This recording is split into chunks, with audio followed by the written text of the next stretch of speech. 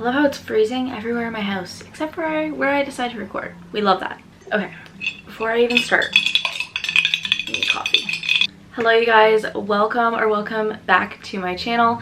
If you are new here, my name is Emily and I post a ton of bookish content on here for you guys.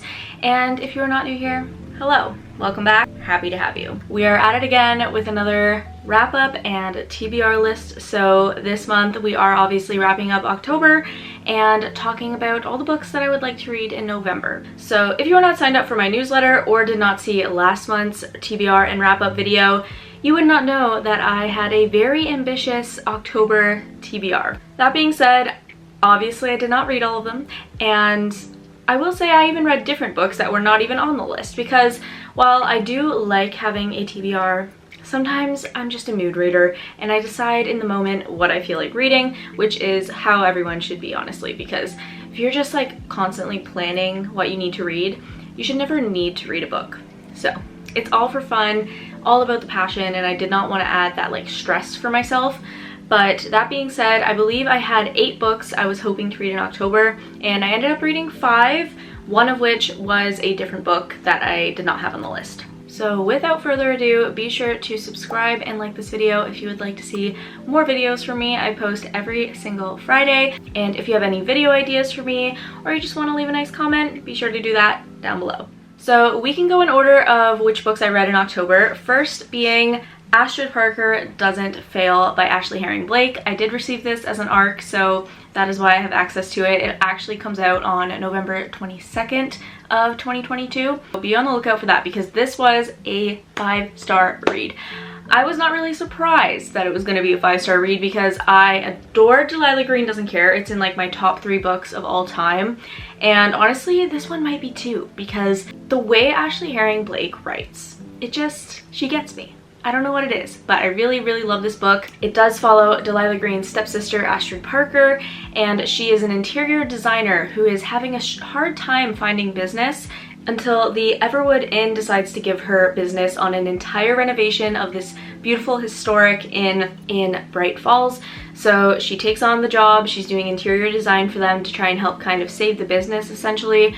And she ends up having to work very closely with a contractor named Jordan Everwood, who is the granddaughter of Prue Everwood, who owns the Everwood Inn. Astrid and Jordan are complete opposites, but it ends up working really well. They do not get along, there is definite tension, and then over time there becomes sexual tension, and it's just such a great story. It has a lot of deep meaning to it, a lot of fluff that we love reading in romance. It's funny, it has the whole package. And if you are a fan of Delilah Green Doesn't Care, Delilah does come back in this book, as well as Iris and Claire and just all the people that we love from Bright Falls. So once again, 5 out of 5 stars. Love this book, and you should definitely pick it up on November 22nd when it comes out. The next book that I read, I actually do not have anymore because it was possibly one of my worst books of 2022, and that was Manhunt by Gretchen Felker Martin. Had high hopes for this one, and I don't really want to go into it too much because I have talked about it, but I did rate this one a 2.5 out of 5. It just didn't do it for me. I can definitely see where the author was coming from with the messaging of this book, but I just felt like the plot wasn't really there. The characters I didn't really care about. There was far too much sex, considering they were in like a post-apocalyptic world where I feel like that's not the most important thing. And yeah, like I will say, like I said, the messaging is definitely there. It is very LGBTQ. I wouldn't even say positive, but it has representation there. It just didn't hold up to what I was expecting. A lot of body horror, a lot of gore, which like is great for a horror book. It just didn't really have that depth to it. So 2.5 for me. I wouldn't recommend, unfortunately, but there you have it. And this is where October starts to get real good. I mean, Astrid Parker was already amazing, but like we start getting into the thrillers and all that stuff now. So the next one I read was In My Dreams I Hold a Knife by Ashley Winstead, and oh my god, I loved this book. I loved the author's writing. This was so entertaining. I was Literally, like, I read this in 3 or 4 days. I could not put it down. I know some people can read in one sitting, but that's just not me. Like, I like to absorb my books over a few days, and 3 or 4 days is like a very good pace for me.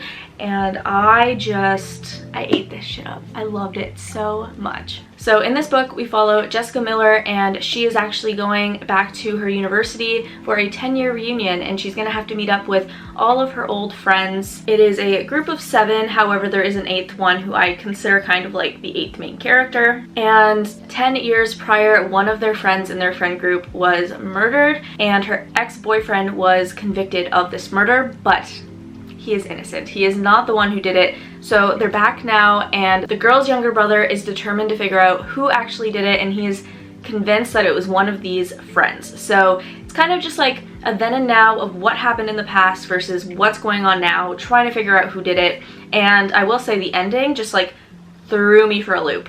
Total plot twist. Love this book. I feel like a lot of people rave about it, and it's with good reason. I gave this a 5 out of 5, and I would totally recommend. Next up, I ended up reading If We Were Villains by ML Rio, and I just posted a review on this saying, first of all, I rated this a 3.75 out of 5. I thought it was good, really structured, like a great story. However, it wasn't out of this world for me. I think some people told me before going into this, like, you do not need to know Shakespearean language and stuff like that to kind of like understand the book, and I think that's true to a point. However, I think I would have enjoyed this so much more if I just had like more understanding of Shakespearean language and cared about it more. I just felt like that part for me didn't really matter, but it definitely matters for the story, because once again there are, I believe, 6 or 7 main characters who are in this like prestigious Shakespearean performing arts college, and one of them dies 10 years ago. It's actually like super similar, which is, I didn't even realize that until now. One of them dies 10 years ago, and now there was one who was convicted, and he is telling the story of what actually happened. And this one definitely still grabbed my attention in the sense of like, there were a few, first of all, not chapters, scenes. There's acts and scenes in this, which was really cool. But it grasped my attention with like getting to know the characters. I loved getting to know all their different personalities, and also like leading up to the part where you find out who died and stuff like that. Very interesting. I just felt like the second half of this book could have been so much better, and that's just my own personal opinion. And again, if I knew Shakespearean language better, maybe I would have enjoyed it more. But nonetheless, like a 3.75 is still really good. Just, it's not a new favorite for me. So I still recommend picking it up, but maybe pick up In My Dreams I Hold a Knife before this one. And lastly, for October, I am actually almost done this book, so I'm gonna give a rating. It might change very well in the last like 30 pages here, but I am reading The Ex-Hex, and it is actually Halloween today, so I will be finishing this today. And I'm so happy I decided to read this at the end of the month, because it is such Halloween vibes. It is the perfect time to read this. So I will say I really enjoy Erin Sterling or Rachel Hawkins, same person. I love the writing style. I love the rom-com, the witty banter between the 2 main characters. It is very Halloween Town, but like a dirtier version, if you will. Our main characters are Vivi and Reese, and they dated like 9 years ago for 3 months in the summer, and then he broke her heart. And plot twist, they're all witches in this book for the most part, which is, again, super fun. And the girl and her cousin end up cursing him, and so when he comes back 9 years later, because his family are the founders of her town, it basically makes an entire curse, an entire hex, if you will, on the town and him. So he and her are trying to basically break this curse, figure out what's going on, and obviously there is romance throughout it. It's fun, it's lighthearted. Would I give this a 5 out of 5? No, but I think right now I am going to give it a 4 out of 5 because it's entertaining, it's cute, it's sweet, and I very much so want to read the second book, which I believe is called The Kiss Curse, I believe, because it is with her cousin Gwen and a love interest, I'm not sure who. But that being said, if I want to read that one and get to know the town and like the vibe more, I feel like this did its job. So I'm gonna give it a 4 out of 5. I'll keep you guys updated if I end up rating it higher or lower, but as of right now, 4 out of 5, and we only have like 30 pages left. All right, I am pretty pumped to talk about what I want to read in November. I don't know if I have felt this excited to talk about books in a while. I don't know why, but I just am.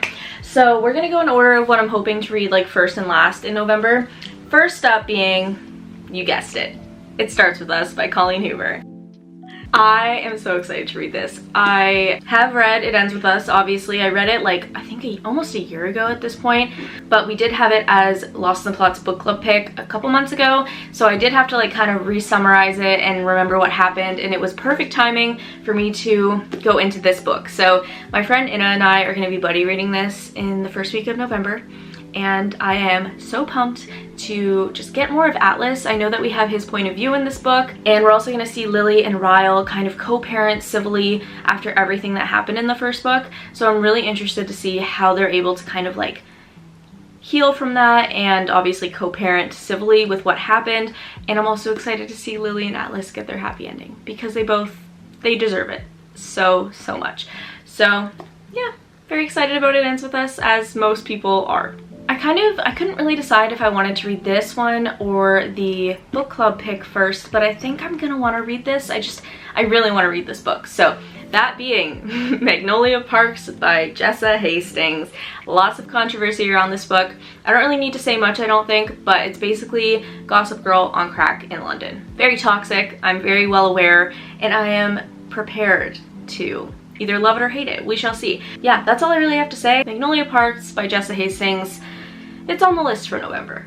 And as I said, I wasn't sure if I wanted to read that one or the book club pick for Lost in the Plot. And this month for November, we are going to be reading The Plot by Jean Hompf Korelitz. I never know if I'm pronouncing that right, so I apologize, but this book is so interesting to me. It's just like one of those concepts where you would think it already have been done, but I don't think it has been until this book. So just going from the back, it does say that Jake is a third-rate MFA program professor, and he's struggling to maintain his self-respect. One of his students named Evan comes with him about a book he has in progress, and Jake dismisses the boast as amateur narcissism. Then he hears the plot. Then that student, Evan, dies suddenly without ever completing his book, and Jake, the professor, ends up taking his plot idea, and soon enough he is wealthy and read all over the world. Then it says, at the height of his glorious new life, an email arrives saying, "You are a thief." As Jake struggles to understand his antagonist and hide the truth from everyone else, he begins to learn about his late student, and what he discovers both amazes and terrifies him.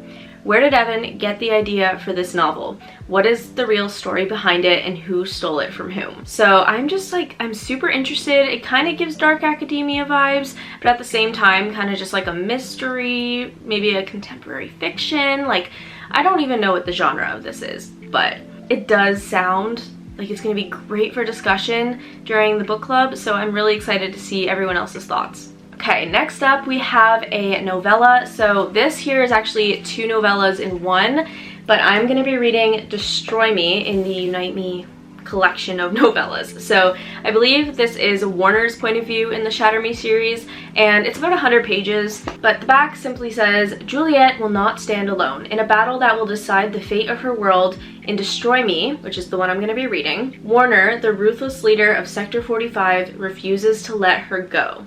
So it's going to be his point of view about kind of what happened in the first book. If you don't know what happened, I would honestly just recommend looking it up. But yeah, it is recommended that you read all the novellas, just kind of get everyone's point of views, and I do really like that about the series. So I'm excited to read that, because then I'm going to go into Unravel Me, which is the second novel. And yeah, so this should be a really quick read for me. I'm excited about it. I did enjoy the first book, so I'm really hoping that as I go through the series, I just enjoy it more and more, because I'm getting to know the characters. But with that being said, that is like my fantasy, I guess, my dystopian for the month. And lastly, this is one that if it leads into December, I wouldn't really be mad about, but I'm hoping to read it at the end of the month. And some people love Sally Rooney. Other people hate Sally Rooney. Not her as a person, but like her writing style, I land on the side of loving her. So I'm going to be reading Conversations with Friends in November, and so far I've only read Normal People, but I really enjoyed it, like I said. So this one here, I'm just gonna read the back because I don't remember what it's about, but I want to read it. So it says, Frances is a cool-headed and darkly observant young woman, vaguely pursuing a career in writing while studying in Dublin. Her best friend is the beautiful and endlessly self-possessed Bobby.